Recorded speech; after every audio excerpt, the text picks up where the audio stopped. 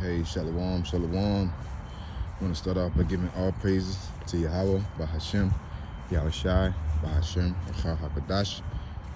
Say double honor to our apostles, to our elders who rule well. Blessed salutations to you brothers out there teaching and enduring truth and sincerity. Blessed salutations to the innumerable multitude and the wheat that are amongst tares, enduring truth and sincerity. This is a walk and talk. Got a chapter today that I want to go over. I was just talking to somebody about just the judicial system that Ishaw has in place, which proves that he's not meant to rule, and he don't have the integrity, because Ishaw's judicial system is not meant to justify a thing. When you come to court and your estate versus such and such, you're not there to justify yourself. You're there to pretty much fight to prove why you shouldn't be judged by them. Because at the end of the day, it's not like, okay, we need to clear this up, is what I'm trying to say. They're not coming there and saying, oh, we need to clear this up, and if we find out you're in the wrong, you're through. All right, that's fair. It's not like that though. It's more of, you're through. And if you can't show me or do the proper avenues to get yourself out this jam, then we're gonna sink you. And that's through you go to court, you gotta get your lawyer. If you don't have a lawyer and you speak the wrong thing and you don't bring up article such and such, blase such and such, you know what I'm saying, then you pretty much gonna be shit out of luck, regardless of how you explain it and how much sense it makes. We know that when our King Solomon was judging, being a judge, as the judges are today, with the two women, they didn't need no representative, you know what I'm saying, of that nature. Then you got the elders, because like the scriptures say, before 2 or 3 witnesses, you know what I'm saying? So if a person witness it, you can go before somebody, go before a judge, and they should be able to judge the situation, because ain't nothing wrong with judging. And this is a sidebar. It's mighty ironic that Jake accept the judgment of Esau, as unfair as it is, but then when the Most High execute his judgment via through the prophets, it's like, oh, only God can judge me. But what the scriptures say, you know what I'm saying? This is a good question. It says, go not be you that have a matter against another, go not be go to the judges of this world and not before the saints of the Most High, who shall judge the world. Right? Pretty much, we're more accurate with our judgment and more relevant and more important than the judges of this world. Because the judges of this world can hurt your body, but they can't, affect the spirit and the body. Because we're not saying that, I'm not implying that we can do that. I'm implying that we're coming in the name of the person that can, okay, which is Yahweh, Yahushai. Okay, so let's get into the chapter. It's Wisdom of Solomon, chapter 6, okay? It says, hear therefore, O ye kings, and understand. Learn ye that be judges of the ends of the earth. Right? This is a person that has vast amount of power. Okay? So we judge the ends of the earth, but this talking about Esau and his control is what I'm implying. It says, give ear, ye that rule the people, and glory in the multitude of nations. For power is given you of the Lord, and sovereignty from the highest. Who shall try your works and search out your counsels? Because at the end of the day, the Lord raised up anybody who's in any type of power seat. All right? Like it says, it's through the Lord that, Lord killeth and he make alive, and he bringeth down to the make a rich man poor and a poor man rich. And he set up kings also. I believe that's in Sirach, the 10th chapter. You know what I'm saying? 10th or 11th chapter. The Lord set up rulers. Okay? It says, verse 4 says, because being ministers of his kingdom, ye have not judged aright, nor kept the law, nor walked after the counsels of the Most High. Horribly and speedily shall he come upon you, for a sharp judgment shall be to them that be in high places. Yeah, because you got Esau that be creating laws like the crack law, the 3-strike law, RICO, you know what I'm saying? Because they pretty much want to, put Jake into slavery. So they create laws that are catered to directing its attention of punishment towards Negroes, Latinos, and Native Americans. Case in point, the crack to cocaine. You know that crack is a Jake, Negro, Latino, Native American drug primarily. Because I'm sure somebody said, well, I've seen white people on crack. We talking about generally. You know, when we grew up in the 80s, it was primarily Negroes, Latinos, and Native Americans, mainly Judah, okay, that was on that drug, okay? And they created a punishment to say, look, if you get caught with such and such amount of crack rock, then you go to jail automatically. I think it's like 3 years or 4 years per bag crack rock, you know what I'm saying? Compared to Esau with the cocaine, it's damn near a slap on the wrist, you know what I'm saying? And all you got to do is go to this AA meeting and do this, and that, even in that in itself, it's like I forget the chick name, but she kept on going in and out of those meetings, man, when she got caught with drugs, man, you know, and their judgment is not aright, man. They try to, at the end of the day, re-enslave Israelites until they get the mark of the beast, so they can enslave the whole world. Okay, until they administer the mark of the beast. Let's put it like that, because it's already here. It says, horribly and speedily shall he come upon you, for a sharp judgment shall be to them that be in high places. For mercy will soon pardon the meanest, but the mighty men shall mightily be tormented. You know what I'm saying? So yeah, that's a blessing that the Lord is saying this, because Esau is not going to get off for all the wrong, giving people life, have people in jail for hundreds of years for something they didn't even do. Central Park 5, you know, type of situations that happen often because a person don't have a lawyer, because somebody lied, and just because you don't know how to speak the lingo, or, you know, they pretty much don't want you to win. So if you don't know how to speak the lingo, they hope you don't. That's why they created the lingo. You know, they created a language that will make it very difficult for Jake to speak it, man. Okay? In that lingo, you know, like the order in the court and the filing appeals and doing all this other crazy stuff, man. You know? It says, verse 7 says, for he which is Lord over all shall fear no man's person, right? Neither shall he stand in awe at any man's greatness, for he have made the small great and care for all alike. So the Lord's judgment is fair, okay? Even if you don't have a chance like Jacob and Esau before they came out of the womb, a person may think that's not fair, but that's the Lord's will. And the Lord ain't unfair even in his will, because an evil person had to be created and a good person. So when he said he chose Jacob over Esau, when Jacob developed, you can see why he chose Jacob over Esau. You know what I'm saying? Esau developed into a monster, and Jacob developed into the righteous. Again, you may say, oh, well, I've seen black people that do. Look, we're talking about generally, okay? Because the main thing that's offensive is turning your back on the Most High. And Esau's created the idea. He created a system of blasphemy. You know what I'm saying? By recreating the image of the Lord. Okay?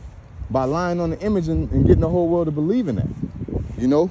So his offenses, like Ezra said, put our name in the balance with the heathen, and you should find that in nowhere but in Israel, we have kept our precepts, man. Pursuant to 2nd Ezra chapter, I believe 6 and 36, or 3 and 30, I believe 6 and 36 or 6 and 63. Either way, it's pretty much like the last couple verses in Second Ezra chapter 6. You know, if your brothers are looking for it. It says, for they keep holiness, Salakia.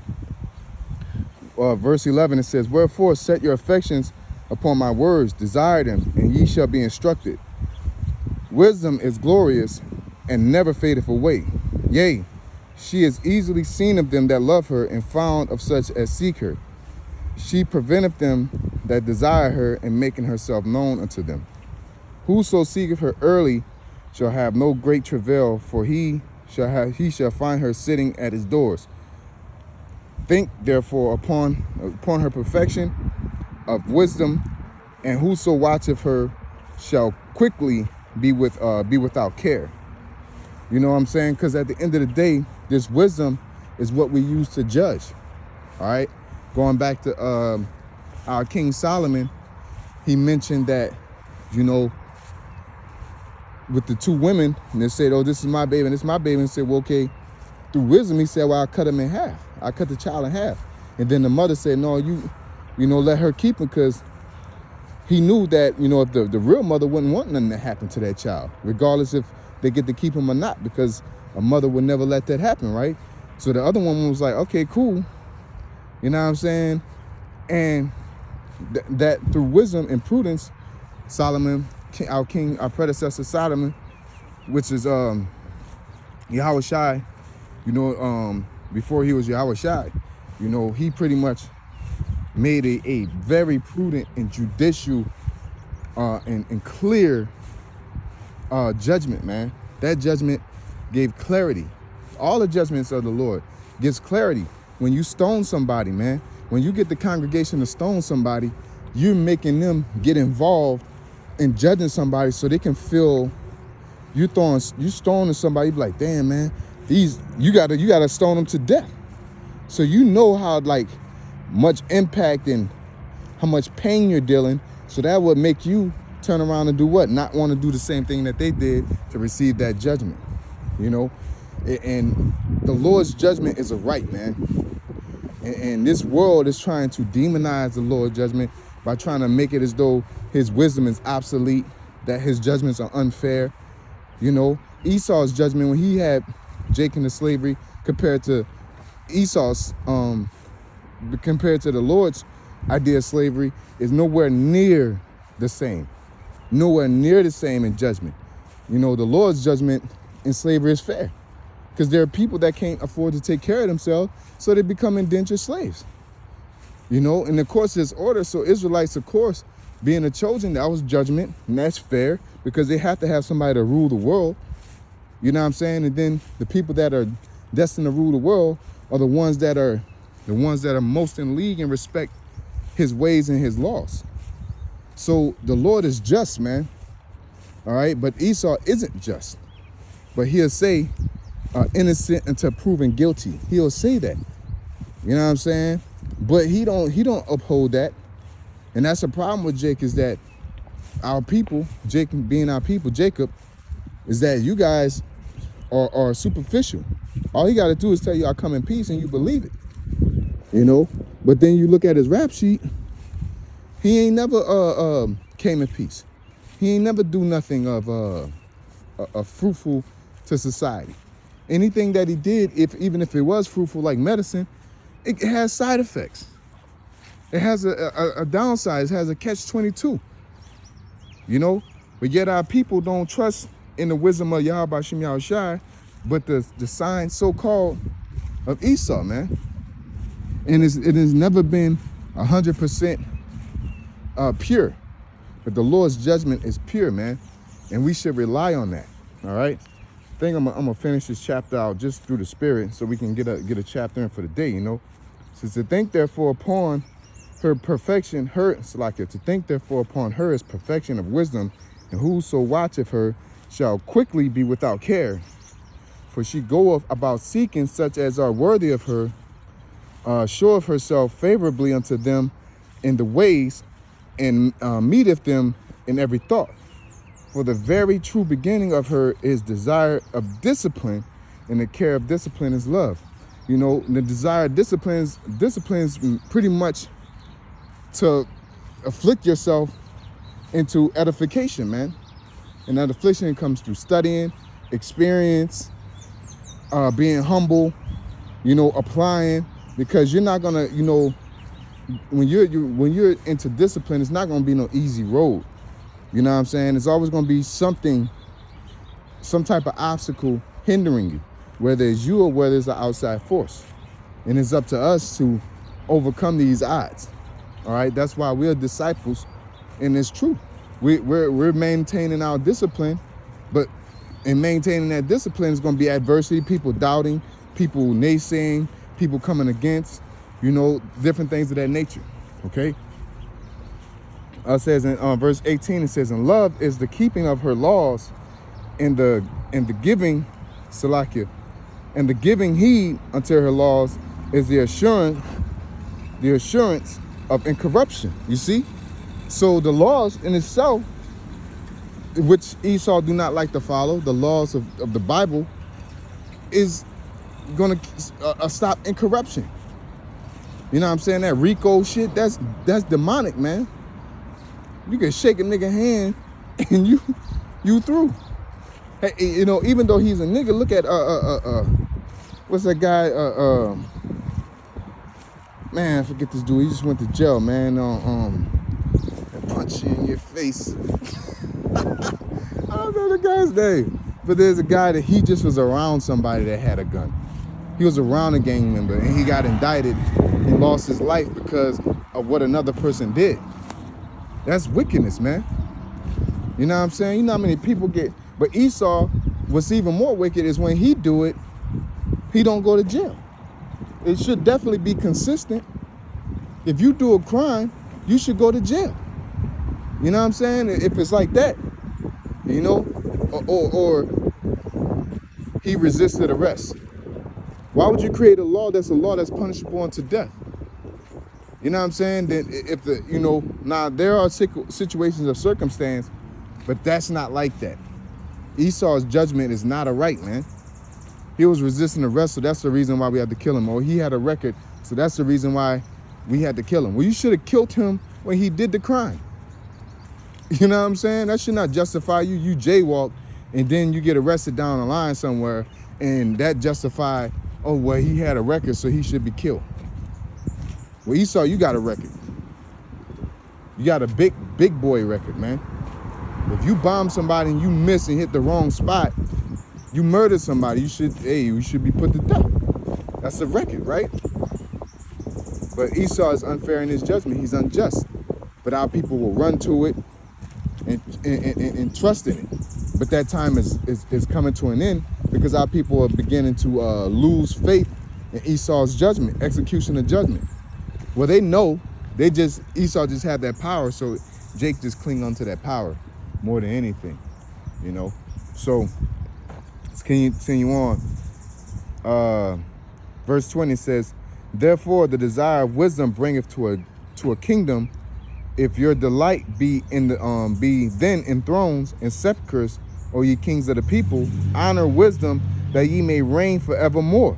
And that's why one reason why Babylon's going down, because they didn't honor the Lord, man, at all, man. They don't got prayers. They took prayers out. They'll do a national anthem before they pray, man. They'd rather put a flag half staff than sit there and roundabout pray. You know what I'm saying? And call upon the name of the Lord, man. Which is why this kingdom is going to go down. They don't trust in the wisdom of the Most High. They mock and wag their head at it, man. Okay? It says, as for wisdom, what is she? What she is and how she came up, I will tell you, and will not hide mysteries from you, but will seek her out from the beginning of her nativity and bring the knowledge of her into light, and will not pass over the truth.